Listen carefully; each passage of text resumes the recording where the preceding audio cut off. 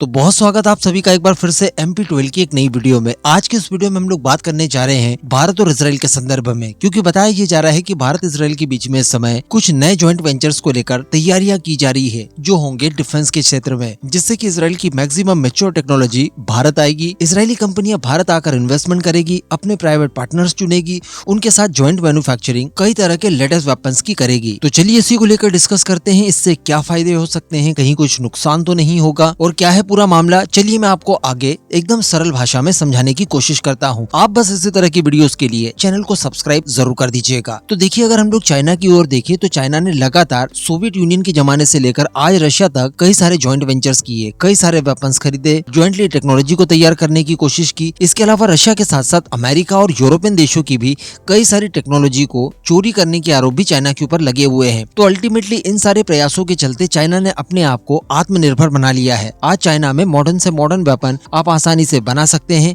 इसका पूरा इकोसिस्टम उनके यहाँ उपलब्ध है। लेकिन अगर भारत की बात की जाए तो देखिए, भारत इस तरह की चोरी मारी तो नहीं कर सकता जैसा कि चाइना करता है, लेकिन भारत ने हमेशा ही सही डायरेक्शन से टेक्नोलॉजी भारत में आए, भारत में इकोसिस्टम बने, इसको लेकर प्रयास जरूर किए हैं। आप में से मैक्सिमम लोगों को शायद नहीं पता होगा कि हम लोगों ने जापान के साथ पहला ज्वाइंट वेंचर 1960 में किया था। उस समय जापान की सिटीजन नाम की कंपनी के साथ भारत ने ज्वाइंट वेंचर किया और HMT के नाम से बिकने वाली घड़ियां बनाई गई भारत के अंदर। तो कहने का मतलब रिस्ट वॉच को लेकर भारत के अंदर एक इकोसिस्टम बना। इसी तरह का प्रयास हम लोगों ने ब्रह्मोस मिसाइल में किया, हम लोगों ने Su-30 MKI में किया। इवन अगर बात की जाए इजराइल की, तो इजराइल के साथ भी हम लोग कई सारे वेपन्स तैयार कर चुके हैं, कई सारी टेक्नोलॉजीज का आदान प्रदान किया गया है। सबसे बड़ा एग्जाम्पल यहाँ पर हमारा MRSAM, बराकेट वगैरह आप ले सकते हैं। तो इसी के तहत बताया जा रहा है कि इजराइल ये चाहता है कि उनकी मैक्सिमम कंपनियां जो कि डिफेंस के सेक्टर में काम करती है वो भारत आकर ज्वाइंटली हथियारों की मैन्युफैक्चरिंग करे। इस समय हम सभी जानते हैं कि इजराइल काफी परेशानियों में है। रिसेंटली हम लोगों ने देखा कि ऑस्ट्रेलिया में एक बहुत ही दर्दनाक घटना होती है। कुछ आतंकियों ने लगभग 15 जूस को सिडनी के बॉन्डी बीच पर मार दिया। इसके अलावा काफी लंबे समय से गाजा के अंदर युद्ध भी चल रहा है। इसी मौके पर भारत के विदेश मंत्री डॉक्टर जयशंकर इजराइल के विजिट पर गए हैं। इन्होंने पहले UAE का विजिट किया, उसके बाद ये इजराइल पहुंचे हैं, जिस दौरान कई सारे महत्वपूर्ण मुद्दों के साथ साथ डिफेंस के सेक्टर में भी महत्वपूर्ण बातचीत हुई है। अब यहाँ पर बताया ये जा रहा है कि इजराइल काफी छोटा देश है। हम सभी लोगों ने देखा उस समय जब ईरान ने बड़े बड़े अटैक्स इजराइल के ऊपर किए थे। आपने नोटिस किया होगा कि उस समय इजराइल की कई सारी सीक्रेट एजेंसीज के जो कार्यालय थे वहां पर भी अटैक्स हुए। इसके साथ साथ जो वेपन मैन्युफैक्चरिंग कंपनियां हैं उनके ऊपर भी ईरान ने अटैक किए। कुछ सफल हुए, कुछ असफल हुए, लेकिन कहने का मतलब ये कि इजराइल उतना सुरक्षित देश नहीं है। ऐसी परिस्थिति में अगर वो किसी भीषण युद्ध में फंस जाता है, अमेरिका अगर सहयोग नहीं देता, और पश्चिमी देशों का तो हम लोग इस समय देख ही रहे हैं, वो लगातार एक के बाद एक इजराइल के सहयोग से हाथ पीछे खींच रहे हैं। तो ऐसी परिस्थिति में लंबे युद्ध में उसे हथियार प्रोवाइड कराएगा कौन? यहाँ पर उसके लिए एकमात्र रिलायबल पार्टनर भारत ही रहता है, क्योंकि भारत के लिए भी सबसे रिलायबल पार्टनर वही है। उसने हमें सभी लगभग युद्धों में अपने इस्तेमाल के हथियार भी प्रोवाइड कराए, जिससे भारत ने बड़े बड़े युद्ध लड़े। अच्छा, ये आइडिया एकदम नया भी नहीं कहा जा सकता, क्योंकि इस तरह की चीजें ऑलरेडी भारत के अंदर होनी शुरू हो चुकी है। हम सभी लोगों ने देखा कि इजराइल के हर्मिश 900 ड्रोन भारत के अंदर दृष्टि 10 के नाम से बनाए जा रहे हैं, जो कि अडानी डिफेंस द्वारा बनाए गए हैं। भारत की फोर्सेज द्वारा भी ये खरीदे गए हैं। साथ ही इनका निर्माण भारत में करके बताया जा रहा था कि इजराइल को भी एक्सपोर्ट किए हैं, जिसको लेकर भारत के अंदर कुछ तत्व सुप्रीम कोर्ट भी पहुंच गए थे कि आप भारत सरकार को कहिए कि इजराइल को इस युद्ध के दौरान हथियार प्रोवाइड न कराए। आप सभी को याद होगा उस समय का दौर। तो इसी तरह की चीजें मल्टीपल क्षेत्रों में इजराइल करने की तैयारी कर रहा है। अब इससे इजराइल को दूसरा फायदा ये भी होगा कि चूंकि इजराइल काफी अलग थलग सा देश बन चुका है, इस बार जो गाजा के साथ उसका कॉन्फ्लिक्ट हुआ, इस दौरान कई सारे देशों ने कई तरह के प्रतिबंध इजराइल के ऊपर लगा दिए,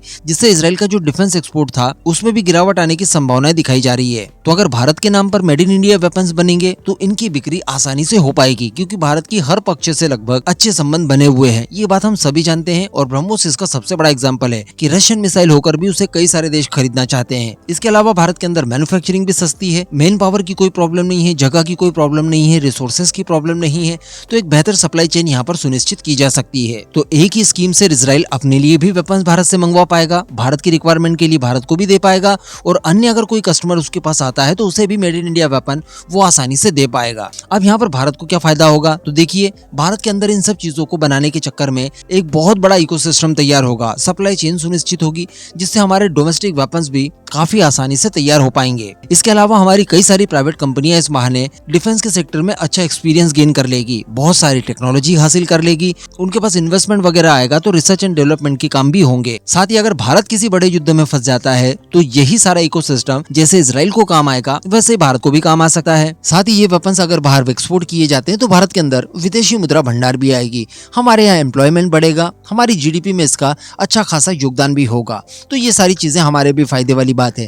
हालांकि यहाँ पर कुछ चीजों को लेकर आशंकाएं भी जताई जा रही है कि इजराइल के अगर प्रूवन वेपन्स भारत के अंदर बनना शुरू हुए तो हमारे उसी कैटेगरी के जो स्वदेशी वेपन्स है उनका क्या होगा। क्या हमारी फोर्सेज ऐसा तो नहीं करना शुरू कर देगी कि भारत के वेपन्स को नजरअंदाज करते हुए इजरायली वेपन जो कि स्वदेशी बने हुए हैं उन्हें प्रिक्योर करना शुरू कर दे। तो निश्चित तौर पर यहाँ पर ऐसा कुछ भी हो सकता है। साथ ही एक और संशय हमारे मन में बना हुआ है, जैसा कि हम लोगों ने MRSAM के केस में ही देखा, इजराइल के बराक 8 के आधार पर ही surface to air missile defence systems तैयार किए गए, लेकिन जब कभी भी इसके एक्सपोर्ट की बारी आई तो वो इजराइल ने अपने खुद के स्तर पर उन्हें एक्सपोर्ट किया कई सारे देशों को, जिसमें आप सबसे बड़ा नाम UAE का ले लीजिए। UAE को भी बराक 8 दिए गए हैं, लेकिन उसमें भारत का कोई लेना देना नहीं है। वो भारत में बने हुए या भारत के साझा प्रयास से बने हुए बराक 8 नहीं है, बल्कि वो इजराइल की कंपनी ने स्वतंत्र रूप से अपने यहाँ बनाकर उसके बाद फिर उसे एक्सपोर्ट किया। तो इन सारी चीजों को थोड़ा सा ध्यान में रखकर एक बेहतर प्लानिंग बनाकर इस तरह की चीजों के साथ हम इन जॉइंट वेंचर्स को भारत में आसानी से कर सकते हैं। इससे नुकसान से ज्यादा हमें फायदे हो सकते हैं। साथ ही भारत इजराइल अगर इस लेवल पर कनेक्टेड हो जाएंगे तो इन फ्यूचर हमें पाकिस्तान के खिलाफ भी इजराइल की खासी मदद मिल सकती है। इस पूरे मुद्दे पर आपका क्या मानना है नीचे कमेंट करके जरूर बताइएगा।